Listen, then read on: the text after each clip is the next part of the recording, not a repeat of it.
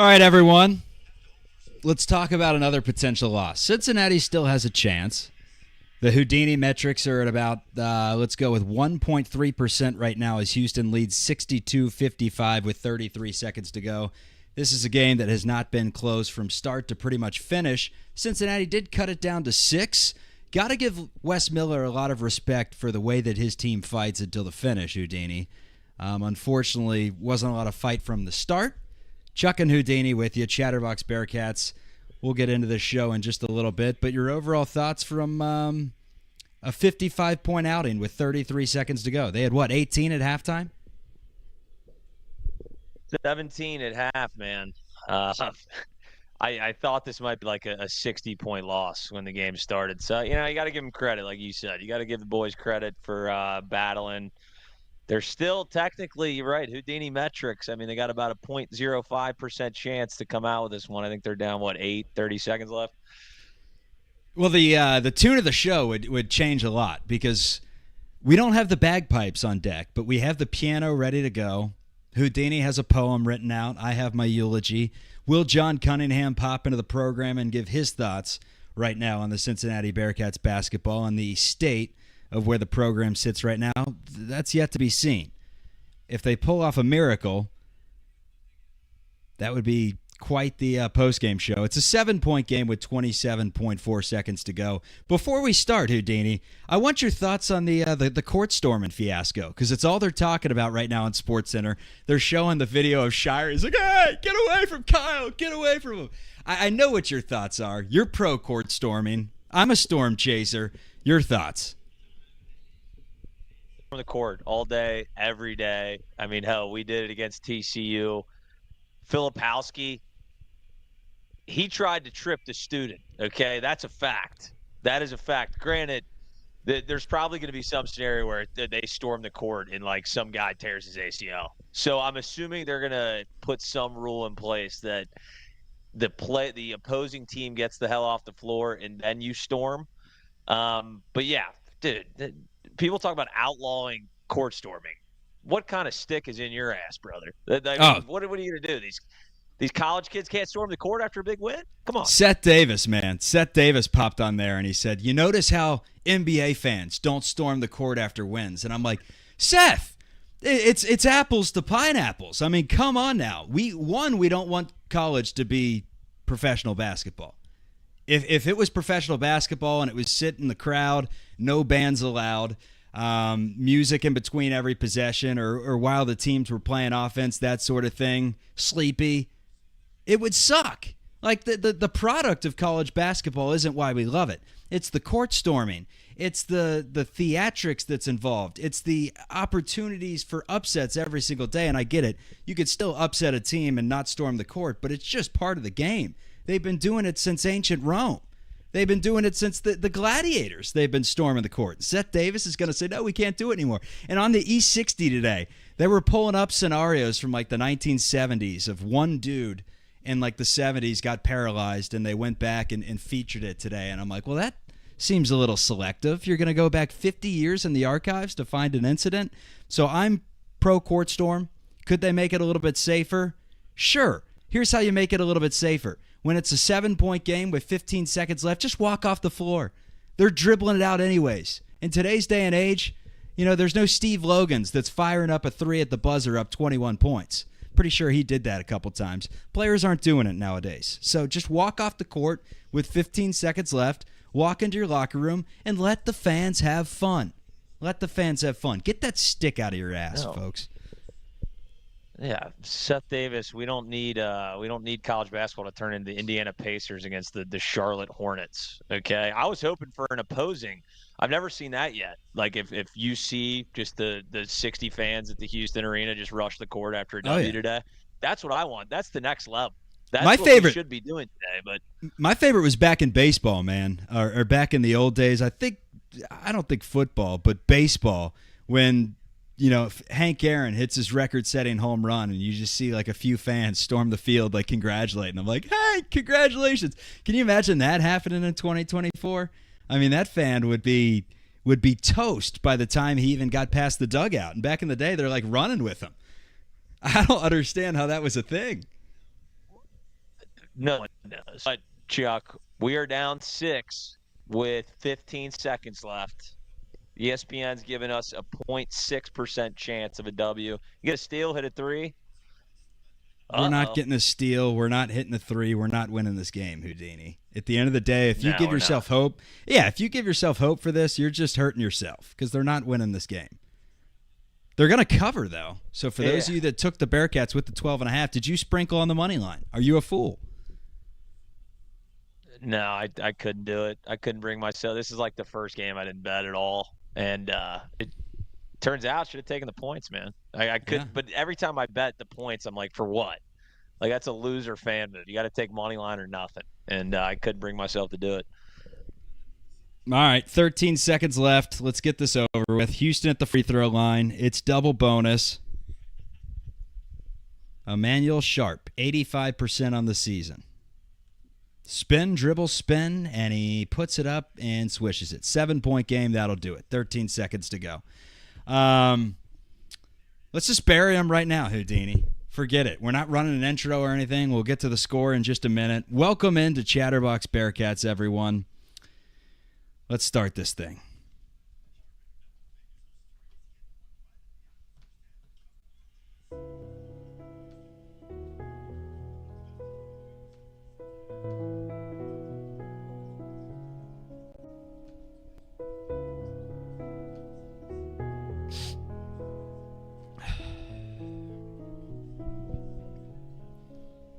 We gather here today to bury the Cincinnati Bearcats 2023-2024 basketball team.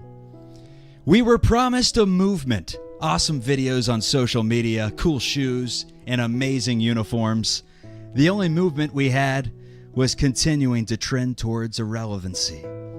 A schedule loaded with cupcakes and a dozen moral victories made us believe this program could be back. We are back. Back in the cellar, just like football. John Cunningham has declined to give a eulogy on today's show. Houdini, do you have any final words before we shovel the dirt and put the Bearcats underground? We have a piano in the background we could play, Chuck. This is gonna be emotional for everybody. The piano's been playing. The piano's been playing for quite a bit, buddy. I can't hear shit.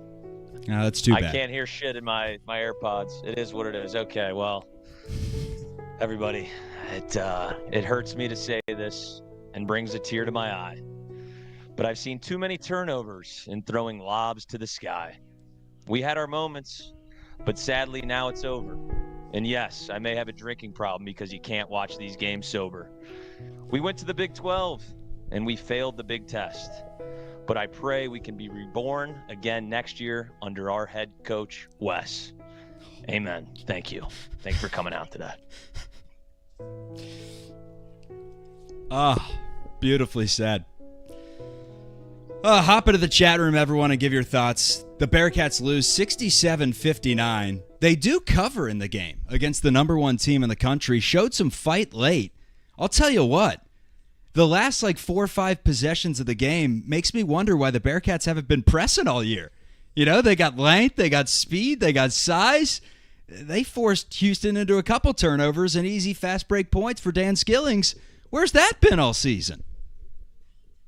It does make you wonder. Maybe this team is just a press type of team. I mean, you're right. We have the athletes, the size, the length. We can't seem to figure it out on offense, but defensively, we can compete with damn near anybody. I mean, hell, we put up a great performance, 67 points to Houston. Come on. Held them to their lowest first half total, I think, in a couple of years. Maybe we're just a press team. I say we just start pressing the rest of the year, see what happens. Maybe we go on a run. Screw it. What do we have to lose at this point? I mean, God bless. That's now 11 straight losses. 11 straight losses to the Houston Cougars. If you would have told me in 2017 that the Bearcats would lose 11 straight to the Houston Cougars in the next 50 years, I would have called you an asshole. The Bearcats have done it, unfortunately. They fought hard. Wasn't good enough at the end of the day. Bearcats lose by 8, but they did fight hard. I'm just pissed because this team they fooled me once again. Remember last year, the entire season, Wes Miller, we're going to figure it out. I believe in this team. We have talent. We're going to figure it out. They didn't figure it out. This year, he's been saying the same thing for the last few weeks. Not only have they not figured it out, it appears they've somewhat regressed. Now, I think they've just fooled us. I don't think they've regressed. I think they've been who they've been all season. A team that misses a lot of gimmies, a team that turns the ball over, a team that can't particularly score it well, but they rebound great, and they play good enough defense to keep it within 8 against the number 1 team in the country on the road. But here's the deal. This team has 16 wins because they feasted on cupcakes. What was their out-of-conference schedule, Houdini? Was it like ranked 310th in the country? What was it? It was up there. It was, I think it was, 290 or something? It wasn't good. And this year's team is 47th in the KenPom. Last year's team was 50th in the KenPom. Big question on whether this has been kind of a successful season or not is, has this team shown growth? Have they taken steps in the right direction? You say yes. I say I don't know. I mean, the numbers, the facts, this is a facts-only podcast. The facts say that this team is not that much better than last year's. 47th at the KenPom last year, 50th this year. Let's get real. Give this team a top 75 out-of-conference schedule, and they're a below 500 basketball team. They just are. They lost their only 2 quad 1 games in the non-conference slate. They feasted on, teams 150 through 350. And, the Bearcats are who they are. And Wes Miller continues to say, I believe in this team. I think we have a good bunch of kids. We have good players. They're not good enough because we just put the Bearcats underground. And honestly, it would be amazing if they just won the Big 12 tournament and one of the players, pulled this out, that entire monologue of us burying them and said, you guys are idiots. But hey, I'd love for them to do that. It's not going to happen, but I'd love for them to do that. Just summarize this game for me in a few paragraphs. No, I'm going to go back to your last, and then I'll summarize the game. You're saying that we had no improvement last year. I think we got rid of some guys. Obviously, we have a Landers Nolly or the Julius. Landers Nolly coming back could have solved a lot of problems for us. But I understand your analytics bull crap that you're perpetuating right now on the show. But look at the games that what was our biggest win last year? I'm looking at the schedule that we played last. I mean, we beat UCF on the road? Is that like our biggest? I don't know exactly what they were ranked. We had no legit quad 1 type of wins. We would not have went into the BYU, the Texas Tech. We probably would have lost to UCF on the road with this current roster as constructed last year. So I think there was improvement. I think the team last year would have been literally obliterated. I don't think we lose by 5 at Kansas. I know it's all moral victory bullshit, but the roster has improved, and I think if we have a good portal haul next year, I think we have a decent core of guys that are going to be coming back. I think we need a couple of sharpshooters and a go-to score. That easier said than done. Then I think we're in good shape. I like the core of this team better than we did last year. Too top-heavy with Noyes running the Jesus, Houdini, I got to cut you off. Jesus, you're cutting in and out. Figure out your internet. Plug in an Ethernet. I'm hearing one of every single word or every other word. Here's the deal. I am actually in a tornado warning right now. It's very bad in the state of Illinois, so there's a chance that I'm just swept away. That's how much I love the Bearcats. They lose on the road at Houston. They've been losing consistently. I should be down in my bunker, like Lenardi is right now, and I should have my hands over my head and should be praying for safety. And instead, I'm upstairs in the most dangerous room in the house with electronics next to me as this storm's going on in the background. I could just get fried right now. Honestly, I've been trying to go viral for years. That would finally be the one that took me over the top. That headline on YouTube for Chatterbox Sports, man gets electrocuted while burying the Bearcats. That would go viral, Houdini. Anyways, go back to whatever you were saying about Landers Nolly and all that bullshit you were talking about because you were cutting out left and right. Can you hear me now? Am I in a tornado warning? I don't know. Am I Am I here? Do I need to reconnect? You sound like ET a little bit right now, but I'm gonna keep tossing to you, and I'm gonna keep giving you chances to figure it out. Give me the alphabet to F right now. Give me the alphabet to F. A, B, C, D, E, F. I think you're good. I think you're good to go. All right, carry on. No, all I was saying is I think that the improvement is there. Because if you look as we had last year, we never had any near as good of wins as we've had this year. It sucks that we've kind of shit the bed down the stretch here. It would have been a lot different tune if we would have won some of these games towards the end. But I like the core guys that we have. If we can get a damn transfer portal haul of a couple of sharpshooters. You're smiling at me. Can you not hear me? No, I could hear you. I'm just laughing at Molly's comments. She says in all caps, Chuck, be smart. Get to shelter. You can't kill a man that's already dead. The Bearcats have killed me. Go on. Sorry. That'd be the way to go out. No, I'm just saying I think there is improvement. I like the core guys that we have. If we make some tweaks to this roster and get a go-to scorer in the portal, which nowadays there's plenty of them, and I know Wes is going to try, and we get some guys that can shoot the damn ball. I like the young guys. I mean, young, I know you're going to go nuts. We have a lot of juniors and sophomores on this team that will be playing next year.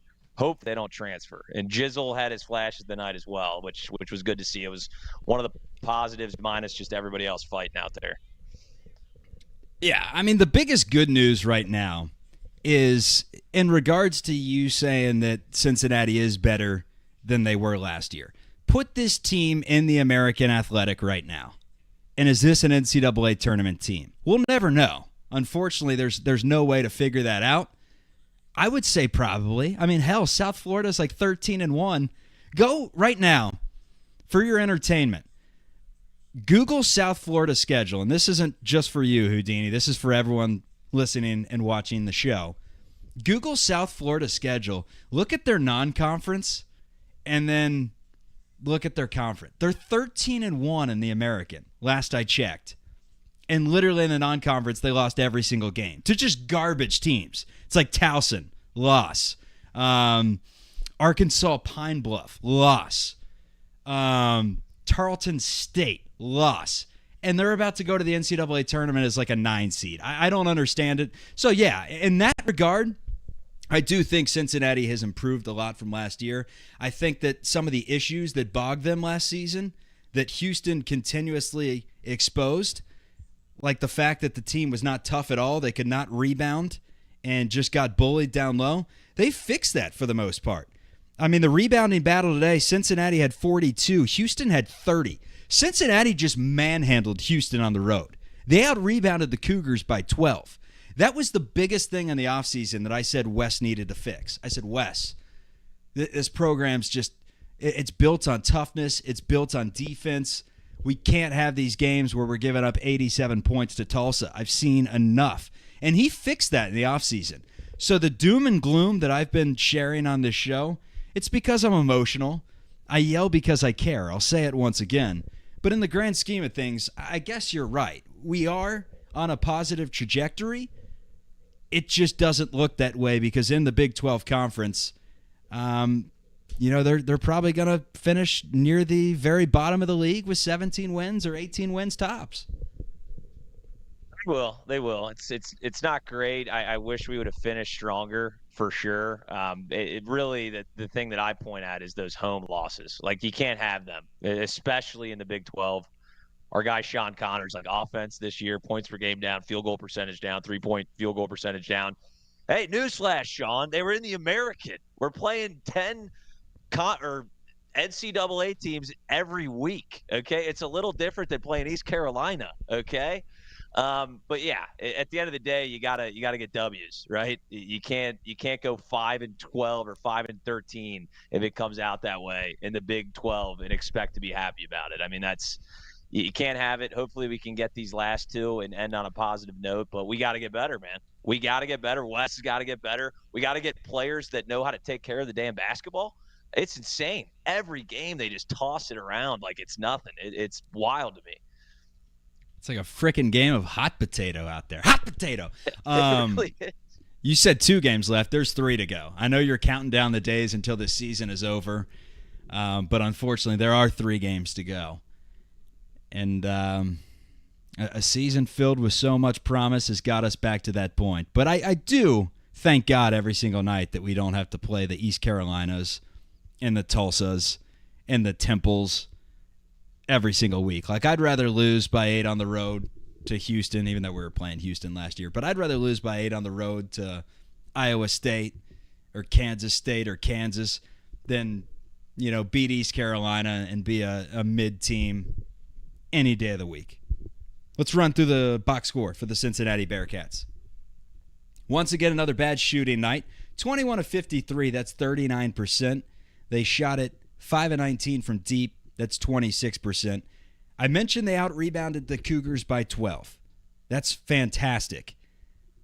Unfortunately, they turned it over 19 times. Houston, on the other side, turned it over 10 times, almost half. Houston shot at 38%, 35% from 3. So the Bearcats held Houston to 38%, out-rebounded them by 12, and lost by 8 points. The formula was there. I mean, before the game, you'd tell me those stats, I would have said that Cincinnati had a better shot than they did to win this game, because despite losing by 8 and covering the 12.5-point spread, it was really never close if you watched it. Aziz Bandaogo had 7, 5 rebounds, 3 blocks. Tell you what, I think Aziz, with some better guards and some better shot makers that could keep you honest, I think he may have a big season next year. I don't love him offensively, especially when he's 8 feet away from the bucket. But at the very least, if you give him the ball down low, he's going to finish. He flushes it home. I like that. John Newman had 3 points and 4 rebounds. John Newman has really struggled since really the UCF game at home when he put up, I think, 21 points.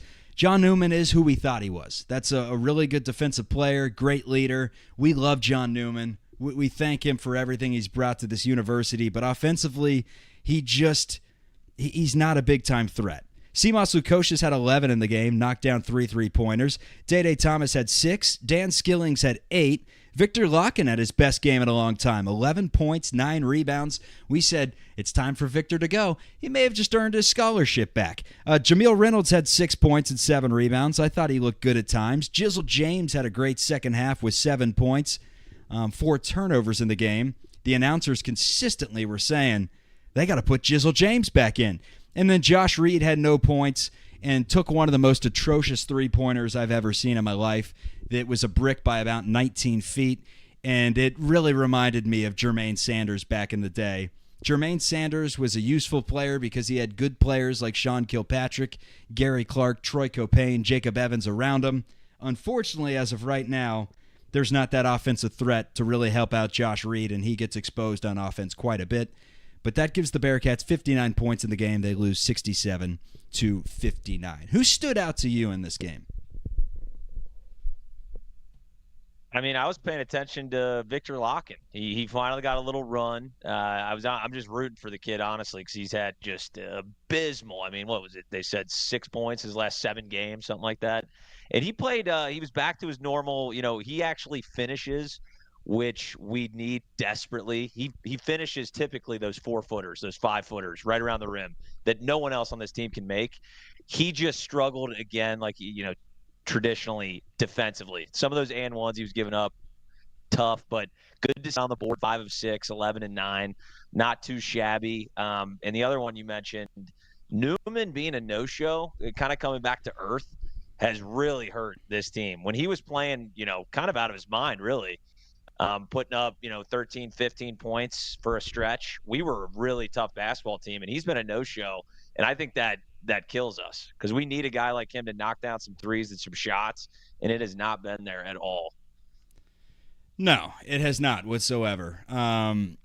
Let's run through the Big 12 real quick. Kansas playing a tight game with BYU right now. That game is at the Phog, 51-48. Kansas leads in the second half. Texas beating Texas Tech on the road, 19-14. Those are the only other 2 games from the Big 12. So at this point, the best that Cincinnati can do is 8-10. We said that 8-10 at one point could be the magic number to get you into the NCAA tournament. But 2 of those wins down the stretch would be against Kansas State, a bubble team, and West Virginia, the worst team in the conference, and a road win against Oklahoma. It would not be enough. Mathematically, the Bearcats pretty much would have to win out and go all the way to the championship game and lose with a couple quad one wins in there to really be in the conversation. So technically we may have buried them a little prematurely, but the writing's on the wall. This team just is not good enough. They're not an NCAA tournament team. They're quite frankly what they've been pretty much all year, and that is next four after the next four out. Getting closer, though, I guess you could say, if you want to look at the silver lining, since you're all about the moral victories this season. I just like to look at it. We got Wes coming back next year. No matter, you got to look at the positives a little bit. Life's too short, Chuck. You know that. And if we win the next two games and then win two in the Big 12, I'm sure we'll be very fringe bubble at that point. I don't think we have to win the whole tournament. But at this pace, I mean, we've seen what we've done. I highly doubt that will happen.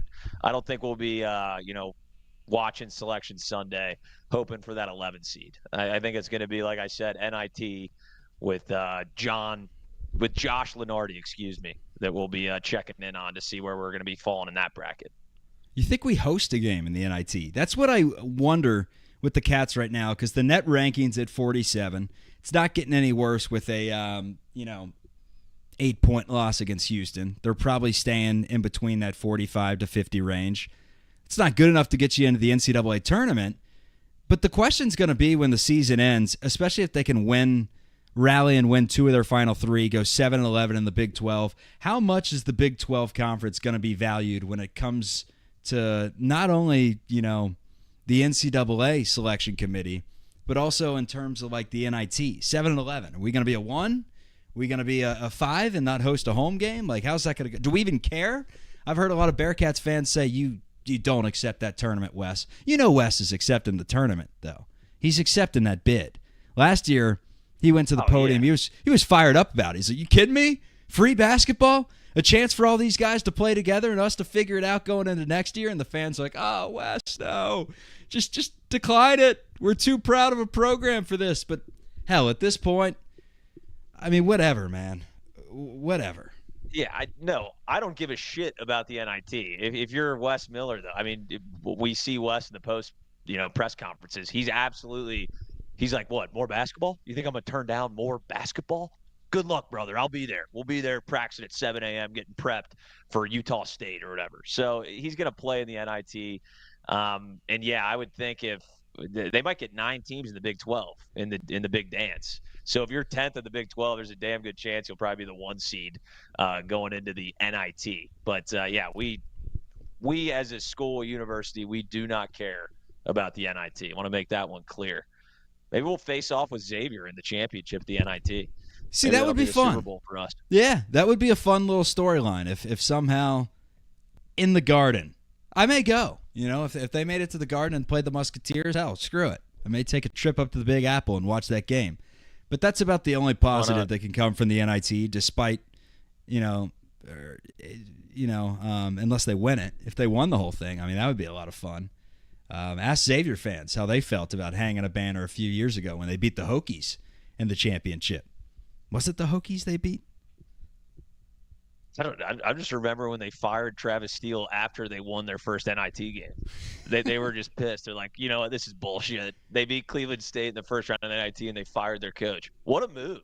What a move. Just an alpha move right there. But that's not happening this year either way. I think somebody was putting it, Kirby maybe was putting in there, we owe, for people saying like fire West, we owe him $17 million. You want to do that? You think the athletic program can absorb $17 million? Yeah, so here's the deal. West? I think we're in good hands. We're going to be all right. Here's the deal, Houdini. I'm popping this up right now. All right, so this is the Wes Miller buyout if fired chart. And it was originally a lot lower. It was like, I had the numbers. Let's pull these up. So he signed that 6-year, $7.875 million contract to start. The buyout was originally at $3 million and de-escalated to $750K by 2026. But you remember, the Bearcats extended Wes Miller. A smart move, right? You got to get your coach locked in heading into the Big 12. Obviously, the majority of Bearcat faithful still think that Wes Miller's the guy and's going to figure it out. But my God, I don't know if these numbers are true. It looks like a pretty legit graphic to be fake, but I mean, I picked it up on Twitter. I'm not, getting to the sources here. So if it's fake, sorry about it. But if it's real, I mean, John Cunningham's got to be on the hot seat just with that buyout alone. You're telling me that we got to give Wes Miller $10 million if he can't make the tournament by March of 26? If he just is an absolute dud, we got to give the dude $10 million. You kidding me? That's an absolute travesty. I mean, it's the only field where you can get fired and just get paid egregiously. I truly wish in a different life I was a head basketball coach, head football coach, where they pay you. Charlie Weiss, I think, is still getting paid from Notre Dame, man. I would love that. If I just sucked ass at my job every day, and then finally they told me, you know what, Hudson, you're going home. And I'm like, what? They're like, yeah, we owe you $8 million. I'd be like, thank God. This is a great day. So it's crazy how they do it. You'd think they'd have some clauses in there like, hey, if you don't make the tournament by year 5, the contract is null and void. But they don't. All these coaches just make millions whether they suck or not. It's incredible. It's ridiculous. So if the Bearcats were to fire Wes Miller today, he's owed $15.6 million. He's not getting fired today, everyone. He's going to be back for next season. A, he's landing big-time recruits. Tyler Betsy, Tyler McKinley, the Tylers, they can play. B, he returns pretty much everyone that had a pulse on this basketball team, for the most part. John Newman, great player. We're going to miss him. But aside from that, really, they return every single player. Let's say he was to stink next year. 11-19 stink. 4 wins in the Big 12. No signs of anything. Jizzle transfers in the offseason. Just stinks. The Bearcats would owe him $13 million. Let's say they give him another year because they're strapped for cash. They then owe him $9.9 million before March 31 of 2026. So, yeah, you're right. Wes Miller's not going anywhere, and it's why I feel I can criticize. If a coach essentially fails at his job and still can get $13 million after 5 years of failing at his job, you better believe that the fan base can absolutely question what's going on. And I know that you say he inherited a tough situation. He absolutely did. But the fact of the matter is, John Brannon was handed a very good program by Mick Cronin. In his first season, it was cut short by COVID. That was a tournament team that was 45th in the net rankings. The next year was an absolute travesty. Everyone opted out. DeJulius was on and off the floor. Madsen said see ya. Zach Harvey said see ya. Jay Sorolla was like, I'm out mid-season. It wasn't good. The team stunk. They cut their losses and fired John Brannon. Now, Wes Miller didn't have a roster to work with. He had to re-recruit his own guys. He had to bring over the UNCG players. Yes, okay. But how many years does he get a leash for that in today's day and age in college basketball, where you can go out and re-recruit players every single season? Because we gave Mick so much time, because you have to establish your own guys, right? You got to bring them in. You have to develop them. You can just recruit fully developed players, like he's done with Jameel, like he's done with, like he did with Aziz Bandega, like he did with Day Thomas, who's a more veteran player. Lukosius, like, you can recruit these guys nowadays. He's got the Big 12 to work with. He's got a program that, like I said, just 1 year before he started, was a tournament team before COVID shut that thing down. So the notion that, like, the Bearcats were in such a low spot, they were garbage for years, this isn't 2002 anymore, I don't want to hear that. I mean, at a certain point, especially next year, year 4, if he can't be competitive in the Big 12, I don't know what to tell you. Kelvin Sampson, perfect example. He took over a 13-win Houston team. He had them to 20 wins by his second season. By like year 4 or 5, he had them legit contenders in the NCAA tournament. I get it. Kelvin Sampson's a Hall of Fame coach, but people act like Wes Miller's going to be a Hall of Fame coach. So I don't know. All I know is he's our guy. You can't do anything about it. I just told you the buyout clause. I mean, if you want to buy him out under $5 million, you got to wait all the way until March 31st, 2027. So Wes has got some time. He's got quite the leash going on, and they showed fight tonight. And they're showing an identity, Sampson. Man. They're showing an identity, Sampson man. To Wes Miller?